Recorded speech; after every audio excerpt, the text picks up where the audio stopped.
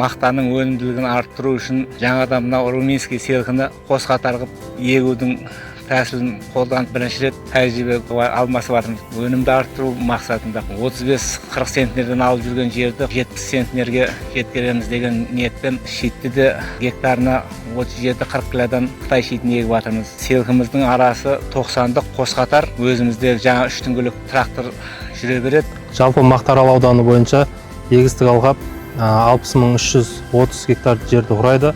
Жалпы қысқы сор шаю жұмыстары толығымен аяқталып, бүгінгі таңда егіс науқаны басталды. Мақтаарал ауданының негізгі дақылдары мақта болып табылады. Мақта дақылы биылғы жылға жоспар бойынша 35.500 гектар егілу күтілуде. Соның бүгінгі таңда 1000 гектарға жуық мақта дақылы егіліп, диқандар жұмыстарын бастап кетті. Бір күнде 600-700 гектарға жуық мақта егілуде. Мақтаарал ауданының диқандары түрлі әдістерін жүргізуде.